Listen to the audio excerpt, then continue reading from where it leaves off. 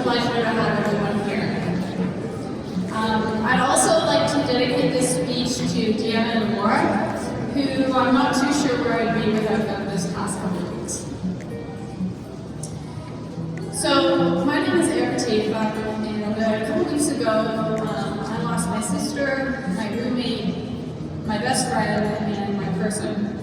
And for that reason, this speech may be difficult to give, but I promised Barbara I would, and so here I am. And if I cry, then please just let me, because Barbara would always try to protect me, and she would try to save me in those situations, but I said I would do it on my own, for better or worse. So Barbara was the oldest child in our family, and always wanted to protect those around her. She tried to even protect each and every one of you from her passing. Some days she would come home exhausted, honestly exhausted, from seeing 50 people a day. But when I told her to slow down, she would always give me that same face. That face that said, I don't have much time, Erica, and I want to live life to the fullest. I want to give a small part of me to all the people that I love, even if it exhausts me. Barbara was always that person we were all envious of, as you've heard from the previous speeches. We all marveled at how she could be smart, beautiful, and kind. Like, it's not even that fair that she was that pretty and a doctor. I remember one of my guy friends saying, I didn't even know girls like that existed. Although I could stand here and tell you a million great things about Barbara, I wanted to make this speech about lessons that I think she would want to bestow onto each and every one of you, and lessons that she learned since getting cancer. So here we go. Number 1, show empathy, not sympathy, to form connection, and maybe have a little humor along the way. Know at least, know the silver linings, because you're uncomfortable with the other person's struggle. Just, I am here for you, I see you, and we are in this together. Because if you can't count on someone in hard times, when can you count on them? There's a story by Winnie the Pooh that Barbara always loved, where Winnie was having a bad day and Piglet came and sat down beside him. He asked Winnie, what's going on? He said, I don't want to talk about it right now. So Piglet sat down and sat for hours and just stayed there. That level of connection is what really mattered to Barbara, especially when no one was close to her, when she could feel the nuanced changes in her life, and when connection was so important to her. I also say have a little humor along the way because we had far more laughs than cries this year. I remember this one time when Barbara's hair started falling out for the first time, and she came and told me, and I said, oh no, don't touch it. And she said, she laughed hysterically at the insinuation that we can somehow save the hairs by not touching them. Oh, don't scare the hairs, she always said. Number 2, it takes courage to be vulnerable, but only then can we make waves. Although Team Barb started as a method to avoid a million text messages, it persisted because she wanted to be open about her physical and emotional experience while having disease. She said, as an emergency medicine physician, she would see patients come through the ER really ashamed of their diagnoses. So much so, some of them didn't even tell their family members. She didn't want anyone to feel that way. She, as a result, then shared openly about her experience to change the stigma around disease. As disease, it doesn't discriminate. It doesn't care if you're rich or poor, it doesn't care if you're smart or dumb, a good person or a bad person. Gosh, Barbara was the healthiest person we knew. And so if she could get it, then why is there stigma? I think she was able to share her story about her sickness because she was familiar with medicine and what was happening to her. It didn't scare her. She had a radical acceptance of disease and her diagnosis. In fact, death didn't scare her either. She was just scared of not living anymore. I'm not getting married, I'm not having a family, I'm not enjoying the beauties that life has to offer. brought in the impact of Teen Barb, she wanted to compile all of her posts into a book. Although she didn't finish it herself, I promised her that I would do it in her honor, to spread her love far and wide. Number 3, get disability insurance.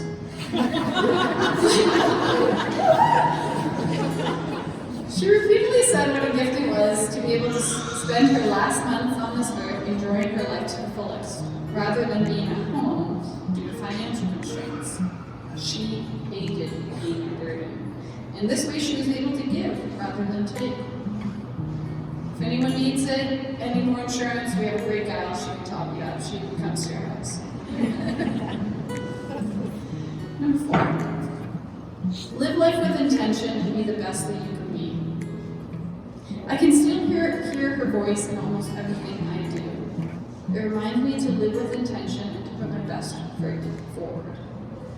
Come on, Erica. Just another 10 reps. We're already at the gym, might as well sweat it out.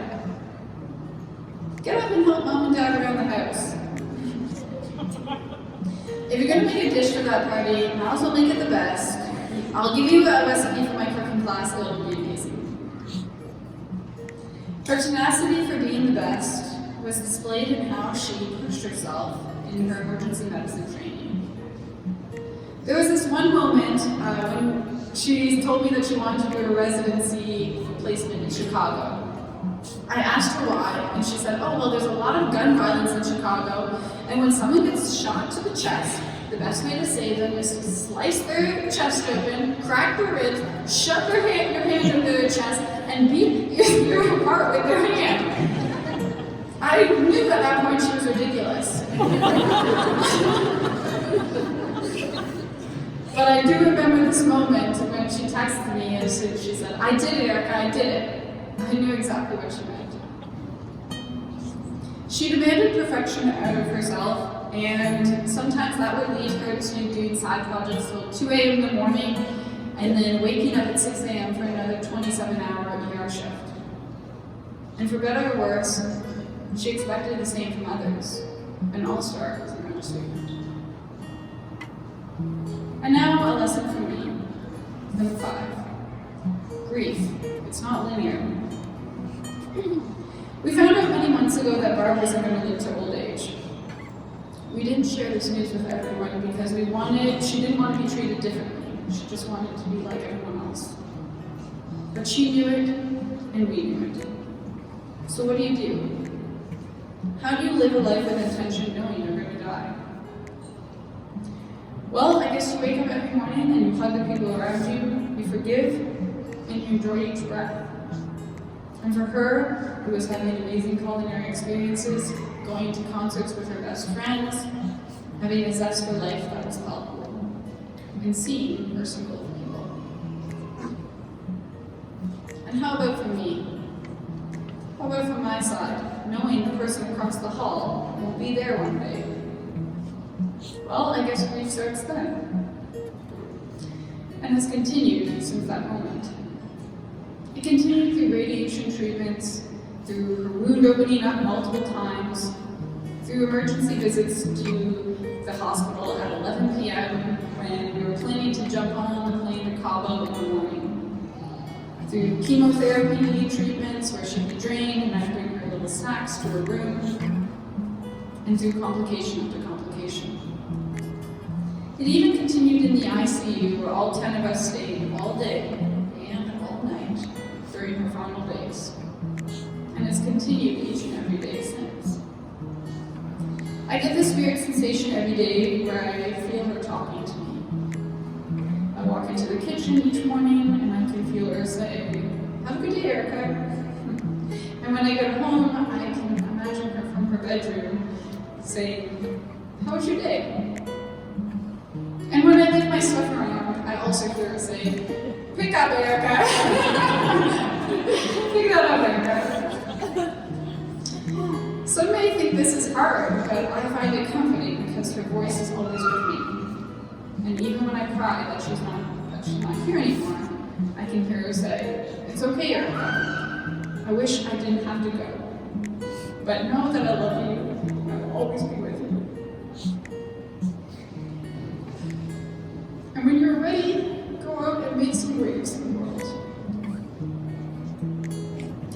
Before I close for the day, I want to remind you all that Barbara tried to protect you. In a way, I feel like that's why she never complained. That a million bricks of struggle were coming her way, but she would find joy in every moment. Way before make waves, be kind was her slogan of choice. Whenever I would come to Barbara with struggles of my own life, she would always tell me to choose happiness. And so from this day forward, although there will be moments of sadness, I will choose happiness. And I believe that this is the mantra that allowed her to prevail and push past all the obstacles that she faced. So, although I don't have a glass in my hand, I would like you all to raise your glasses to Barbara. As I can vividly remember us as children, I can vividly remember us as children discussing who would have better funerals. And I would like, and I tell you, I think she won, so let's choose her.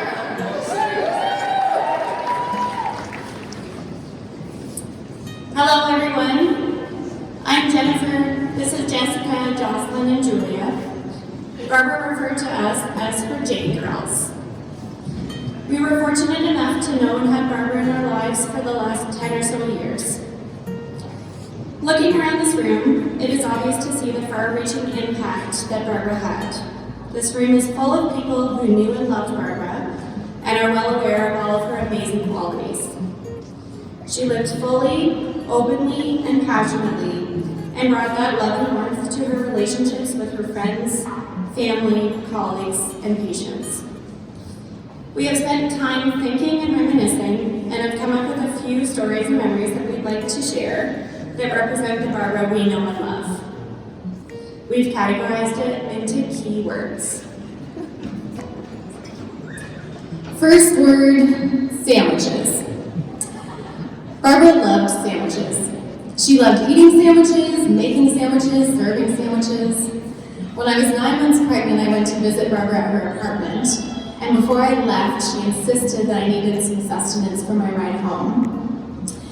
She proceeded to whip up a delicious chicken salad sandwich in a record time, carefully wrapped it in tin foil for me to take to go, but had to take it back at the last second because she forgot to add salt and it wouldn't have been perfect.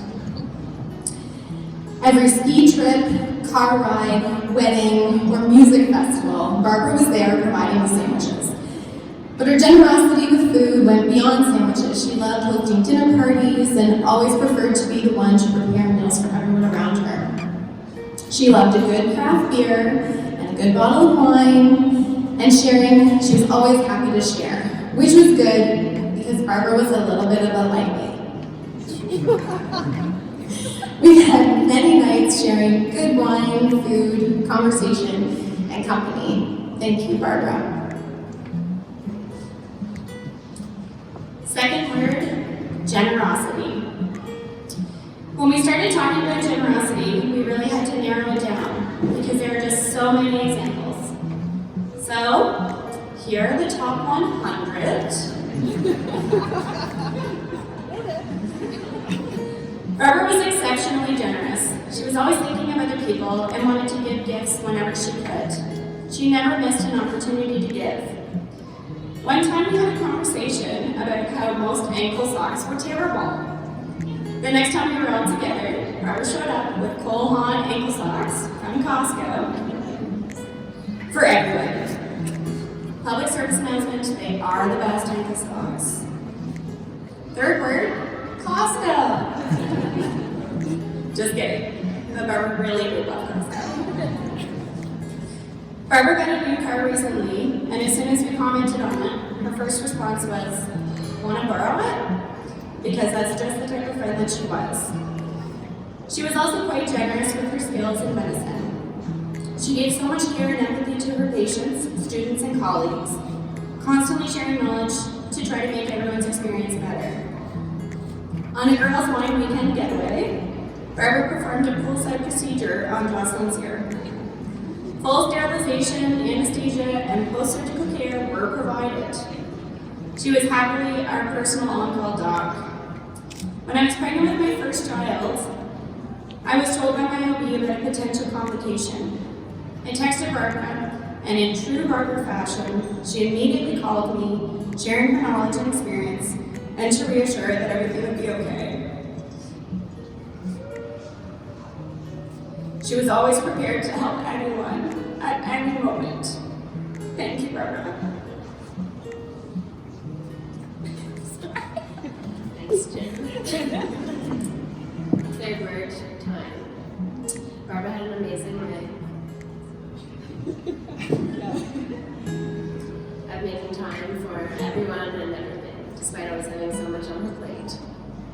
When med school and residency took her to different cities all over the place, she was always willing to drive anywhere, not wanting to miss an event.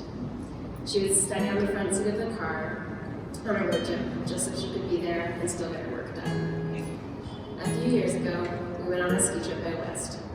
At one of the resorts, we took the tiny chairlift up to the top of the mountain to take in the views and have a morning coffee. It was quite empty getting off the chairlift, and Barbara went down hard. She didn't want to make a big deal of it, so she ordered her coffee with whiskey, took it easy for a few runs, and then continued snowboarding the rest of the day, not wanting to miss any time with her friends.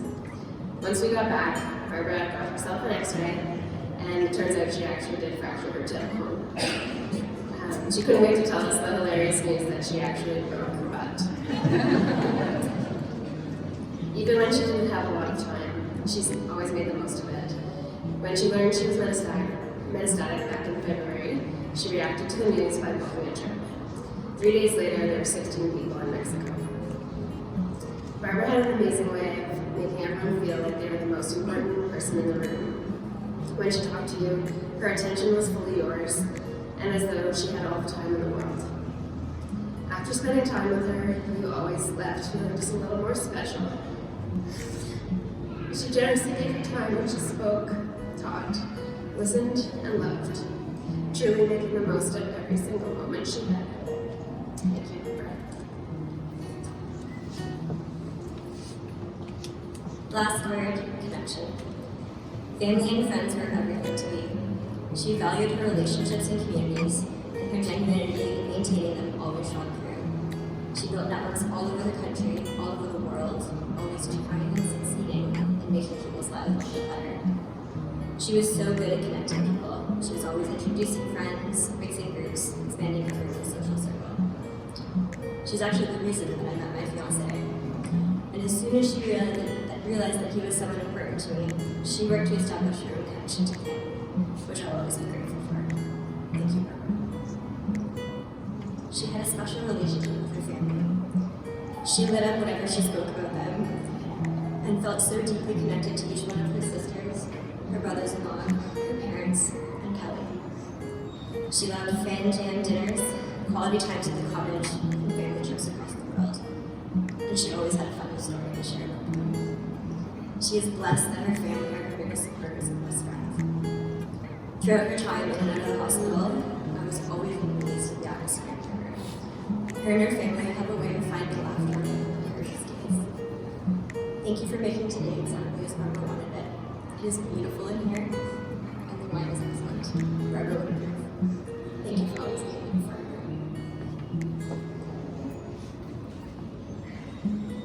Barbara was the friend that you bragged about, that you told people about. She's beautiful, smart, accomplished, and so impressive. The kind of friend you're honored to have in your life. Barbara talked about this day, and mostly about what she wanted for all of us. So before we get back to enjoying her playlist choice and sharing great memories, let's raise a glass.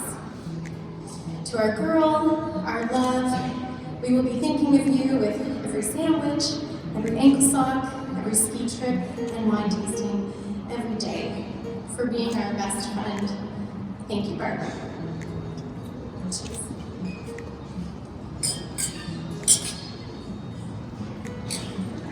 My name is Laura Chapin, and I am the younger sister to Barbara. Although this is a very difficult time, Barbara wanted us to celebrate today. She wanted to celebrate her life and all the things she did to live to the fullest. And she really did live to the fullest. Our family, your boyfriend Kelly, your partner Kelly, are so pleased to see you today. So thank you for coming. Barbara Lee Tatum. She was a firstborn child born on April 15, 1987, to my parents, Dr. Brian and Joanne Tatum. Soon after, she was the eldest of 4 girls, with 3 younger sisters very close in age. We always looked up to me. She helped build a strong connection that the 4 of us have today. Growing up, she made sure we played fairly, shared our clothes, and had enough time on MSN. She also knew how to make things really fun. When she would study, which was a lot, she would ask me to go get her a snack. And when I would protest, she would say, "But I'll time you." I guess I got calmed into doing a lot of things for her, but I always wanted to. She was the best big sister I could ask for. As we got older, we came to understand how lucky the 4 of us really were. Growing up, we did everything together, and with 4 strongly opinionated young ladies, things got a little heated at times. But we came to rely on each other and each other's opinions. With us so close in age, we danced together, played on the same football team, and had many of the same friends that are here today. People knew us as the Tatum sisters. Barbara would always remind us that as we get older and started living our separate lives, that we must continue to support each other. She would even talk about us all living on a cul-de-sac together so that we could hang out more often, our kids could hang out together, and I could take out her garbage. Thanks. Although my parents are not speaking today, they wanted me to emphasize how proud they are of Barbara and all that she achieved. She was a true go-getter and was always chasing multiple goals at the same time. Nothing could stop her once she had her mind set to something. And I think we can all agree that she was a bit of an overachiever. In addition to her academic accolades, receiving many math, science, and leadership awards, she also loved her extracurriculars. These included becoming a lifeguard, student council, getting her diving license, running half marathons, being captain of the football team in high school and university, and then casually throwing in her medical school valedictorian, just to make me laugh. Barbara loved her circle. Her schedule was always packed, making memories with the ones she loved, as you can see around the room today.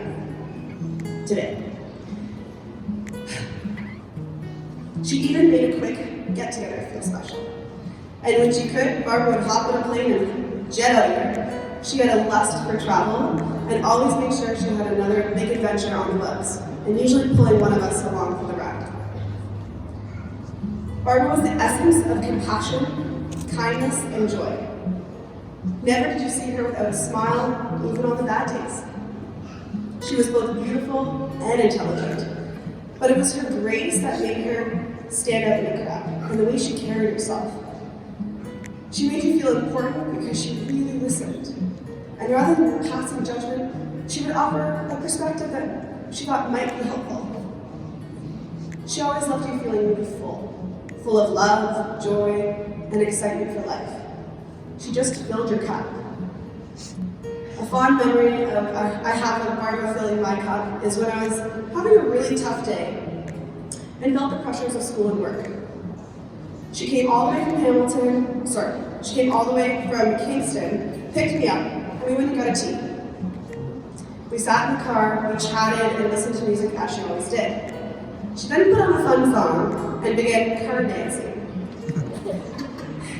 It became a common occurrence that whenever we were having a tough day, she would ask, "Have you done some card dancing yet?" She was a reminder that I could get through anything, and to live a little more carefree. What I wouldn't give for another card dance. Barbara will be remembered for her positive attitude, her compassion, her fearlessness, and ability to educate. She was meant to do and accomplish big things, and that was cut short. But however, she did more in her 32 years than many will achieve in a lifetime. She truly made waves. I am honored that she is my sister, and will remember the times we had, but a little piece of our puzzle will always be missing. Okay, a big piece of our puzzle.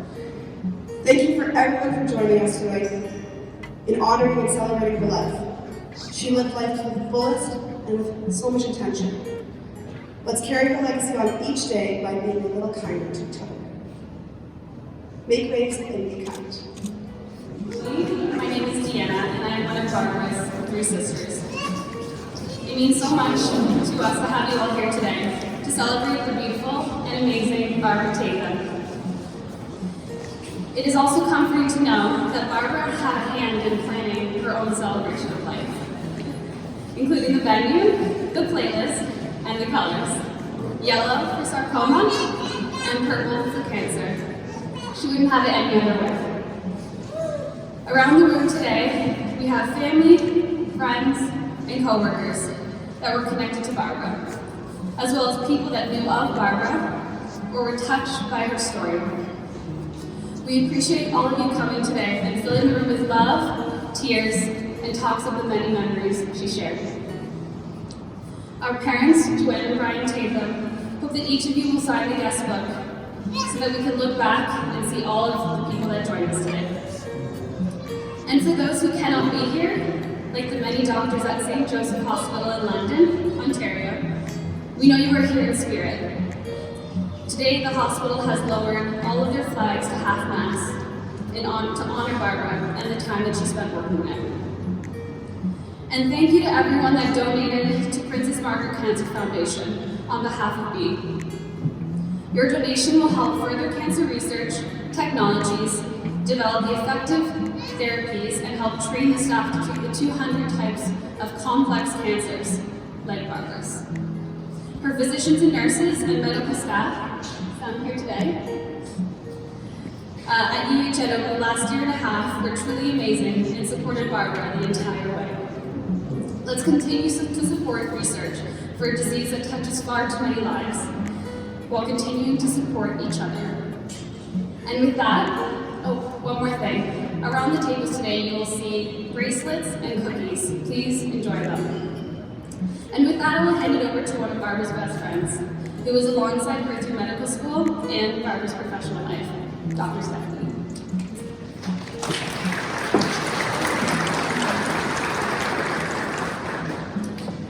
Hello everyone, my name is Stephanie, and for those of you who don't know me, I'm one of Barbara's best friends. I have to say one of, because as you guys can see today, she had a lot of very good friends. Barbara and I used to tell this story together often, and now I guess I'll have to tell it alone. But it's my very first memory of Barbara, so I think I should continue to share it. Barbara and I met on the first day of medical school, but our story starts a bit before then. Prior to our first day, I received a Facebook message from someone named Barbara Lee. At the time, their profile picture was of a guy standing next to his bike, and the rest of the profile was private. I was a little confused as to who this person could be, but the message was endearing, so I responded. Once I accepted the friend request, I quickly realized that she was a beautiful, vibrant young lady with an infectious smile and kind eyes. She had a zest for life that was evident even in photographs. We planned to meet on our first day to walk to class together, wearing matching med school backpacks on our backs.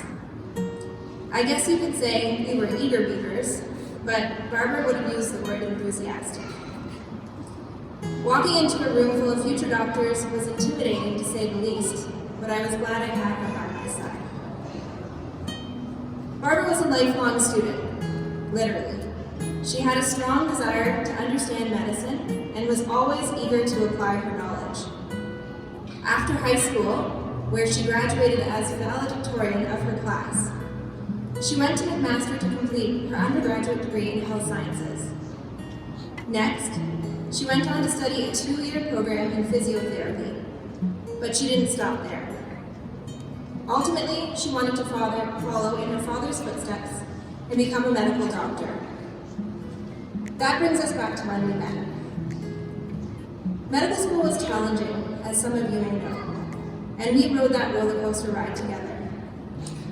It was during these trials and triumphs that I really got to see Barbara's inherent selflessness and genuine desire to help people. She did that through her medical training, but even beyond that. She became involved in extracurriculars that really impacted and changed our community.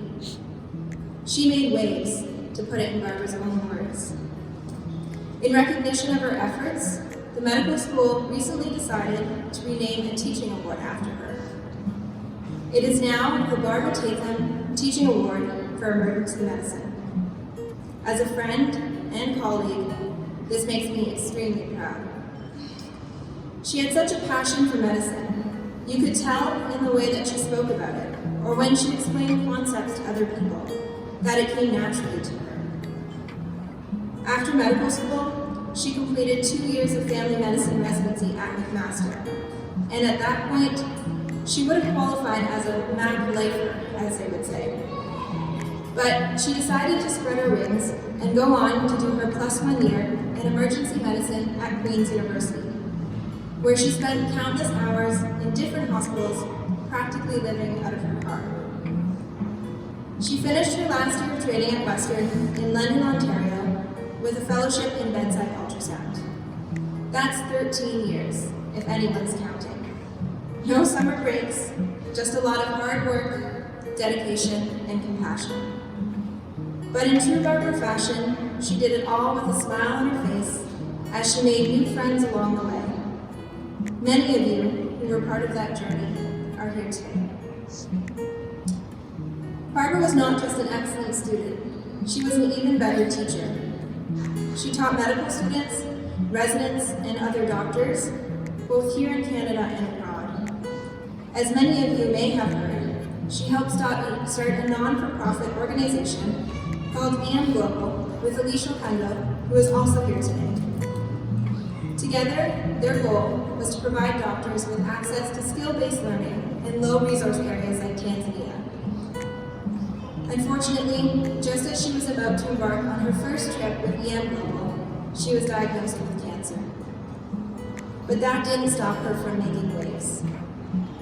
She continued to work on teaching videos, spoke on podcasts, and even did a 2-hour talk to McMaster students just months ago, talking about what it's like to be the patient and how important it is to be compassionate as a doctor.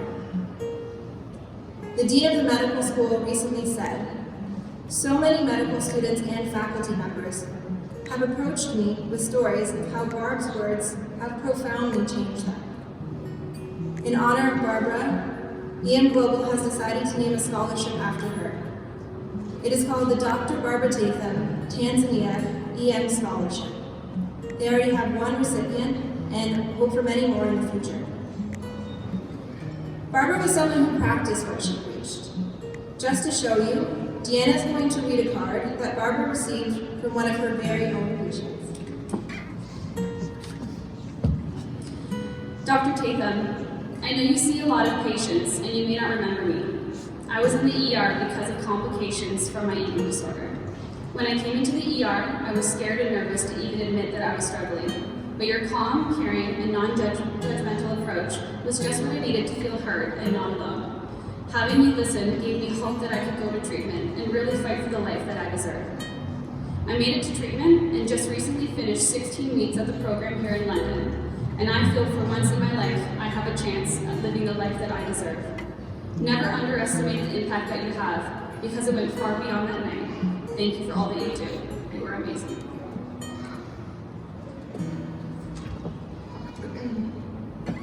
Some of my favorite memories with Barbara were through our travels around the world. We definitely had some adventures and lots of laughs. We even talked about signing up for the Amazing Race together someday. I always admired how easygoing she was when flights got canceled or plans got shuffled around, and how genuinely nice she was to every single person that she met. Barbara didn't just teach about medicine. She taught me, and all of us, so many more lessons than that. She taught us to be kind and compassionate to people. She taught us not to sweat the small stuff and to make the most of what life has to offer. She taught us to dance like no one is watching, and as some of you may have seen, she had some pretty killer dance moves. She taught us to believe that we can make change beyond an arm's length. She taught us to be strong while being vulnerable, as she shared her journey through the beautiful words in her blog. She taught us how to give tight hugs and to never stop telling people that you love them. I was truly honored to have known her.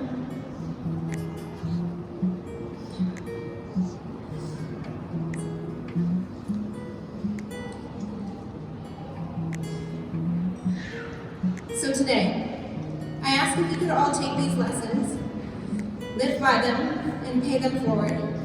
In doing so, we can help her legacy live on. Cheers to you, Barbara Lee.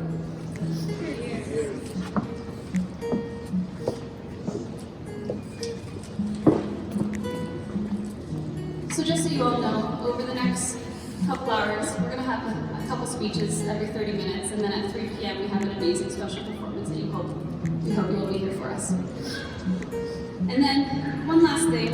While the EM Global team was in Tanzania, the non-for-profit that Barbara co-founded, a prayer was recorded for Barbara. We will now play just 1 minute of it for you today, and we hope that you enjoy it.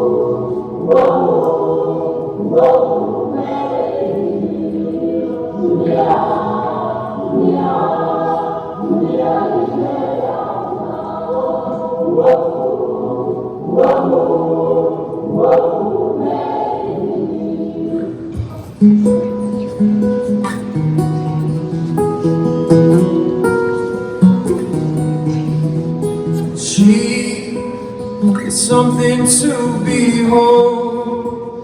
She's elegant and bold.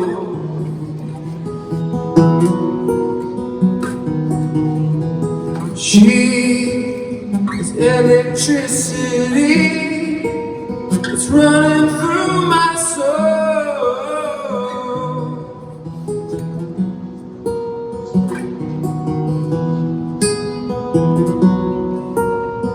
I could easily lose my mind. The way you kiss it'll work each time. You're calling me to come back to bed, singing Georgia on my mind. And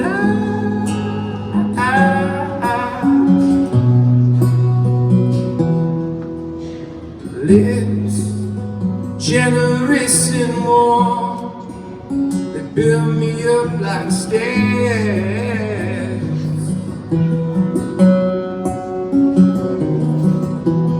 Eyes innocent and wide, remind me what it's like.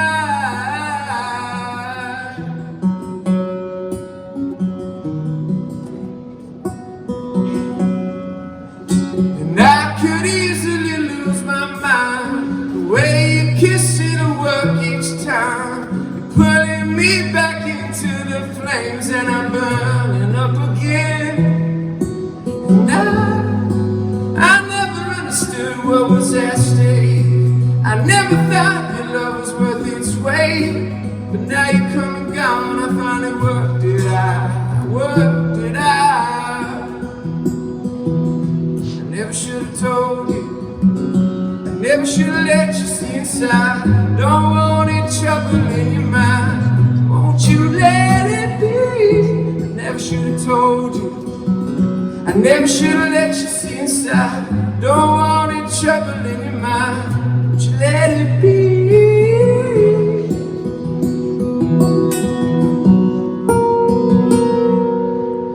And I could easily lose my mind.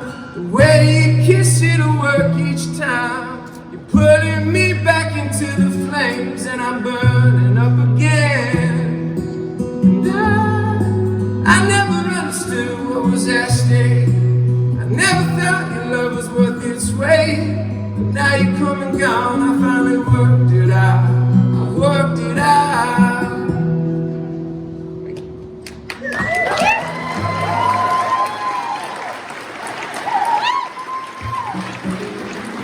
Thank you.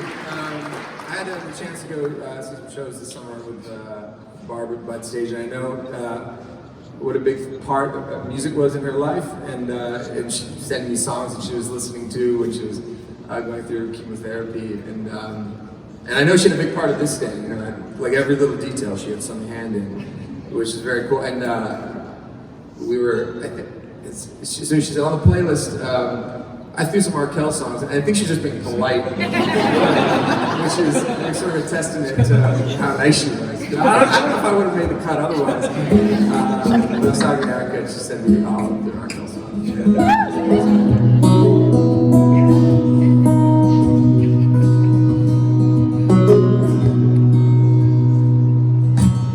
Found an empty room, locked the door shut. Party raged on, you could only hear the bass thump. With two empty cups, my heart it all came pouring out.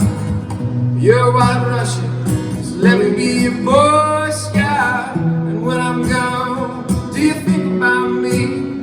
Since you came back, I see things differently, and this love came so easily. We were talking in the dark, but it's so clear to me. I adore you, 'cause you don't care where I came from. Just kiss me in the dark while my lips are numb. And I love every inch of you, and then some, and then some, and then some.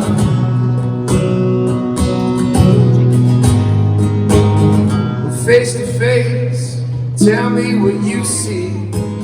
I'm the town crier, you're reluctant royalty. And I understand just when you get second thoughts. I'm New Year's Eve, then you're waiting for the bar to drop. And when I'm gone, do you think about me when you dream? Do I make the screen, and this love came so easily? Can you see it shining there up on the marquee? I adore you, 'cause you don't care where I came from. Just kiss me in the dark while my lips are numb. I love every inch of you, and then some, then some, and then some.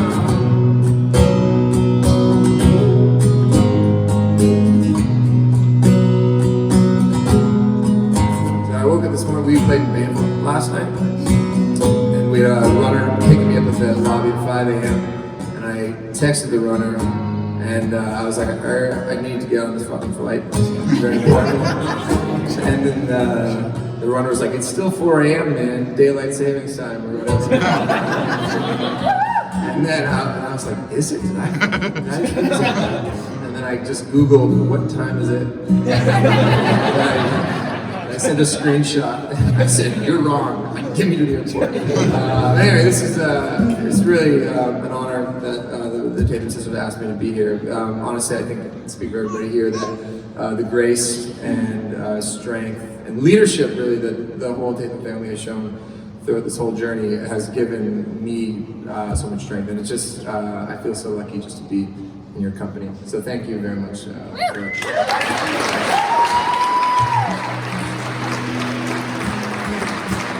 I adore you, 'cause you don't care where I came from. Just kiss me in the dark while my lips are numb. I love every inch of you, and then some, and then some, and then some, and then some.